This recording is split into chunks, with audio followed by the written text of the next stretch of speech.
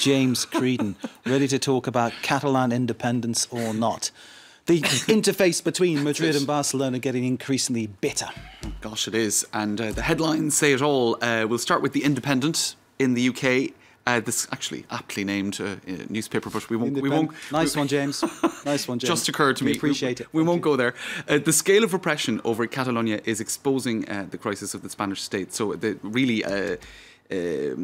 after the Indignados movements elsewhere, etc., this is really kind of the culmination of quite a few crises for the centralised aspects of the Spanish state. Self-determination in Catalonia, nothing is working out anymore between Madrid and Barcelona. So and those are the images from the protest yesterday, insisting Catalonians insisting that they want to see that referendum go ahead. Now, one way in which the Madrid's sort of clamping down on this can be seen is online, because you have a .cat domain name. So for Spain it would be .es, as it is in France, .fr, all of that.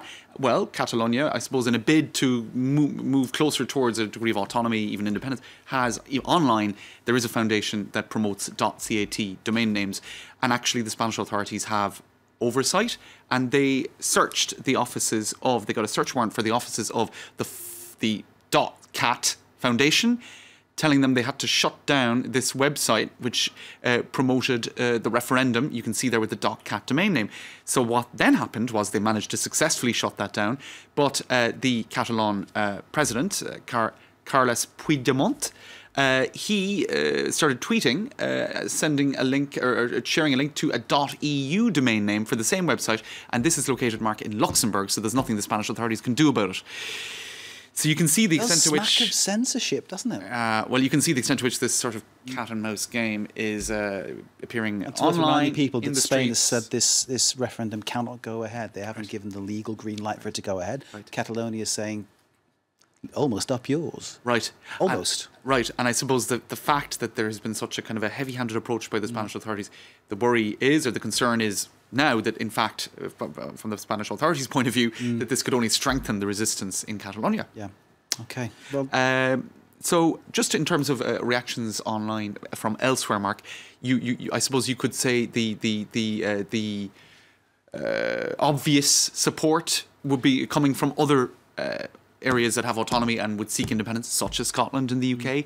This is one rally that took place. It doesn't seem to be huge, but it took place in Glasgow. Human rights lawyer Amer Anwar addressing the Glasgow rally. So you can see elements like that going up online. sizable enough crowd. That's right. People talking about Franco a lot. Now, why the mention of Franco? Because, of course, military dictator. And the Guardia Civil that was sent in by the Spanish authorities to sort of crack down on this has connotations or echoes of the Francoist era. In fact, I think the Guardia Civil is a kind of... Because, I mean, Franco was in power till the mid-70s. It's only then that Spain developed towards what we see as a democracy today, you know. So I think people forget that when they think about the whole historical context of why the Catalans feel very different from the rest of Spain. Right. You know, and so for some on social media, they're pointing out that the wounds of that era are kind of being reawakened or reopened by, I suppose, maybe this somewhat heavy-handed approach. Quebec as well, if I can find the actual tweet in question, you have...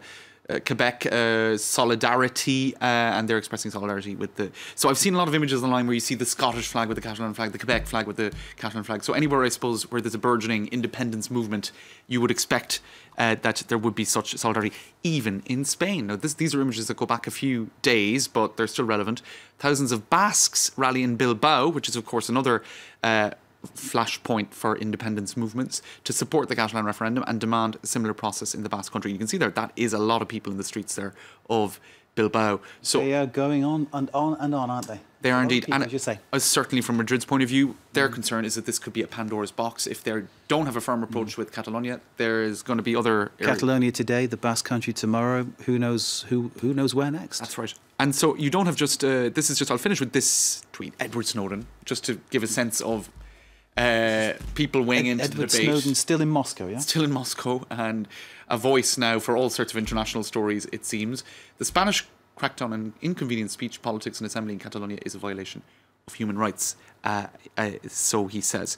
Now, I'll finish maybe with Mariano Rajoy, Spanish Prime Minister. Spanish Prime Minister. This was a tweet that he issued. He's obviously under a lot of pressure right now. His line is a return to law and order, law and democracy, and to stop the civil disobedience. So very much rhetoric that would tie in with the notion of the laws as they stand, the Constitution and of Spain. And civil disobedience, it's about wanting to stage a referendum, because when we see the crowds in Barcelona packing the streets, it all seems very orderly. It all seems very much, peaceful and geared towards a political aim, rather than wreaking havoc or wrecking places or kicking in shops or looting. It's none of that going on. None of that kind of civil disobedience. This is about wanting to stage the referendum, which some would say is a democratic right, and obviously that's where the problem lies, isn't it? Absolutely. Thought I'd better clarify that. No, it is important to just quickly to point out that Pablo Iglesias and others are also tweeting, and they're critical of the government, but not supporting the referendum fully or outwardly. They're just saying we want more democracy and we're against repression.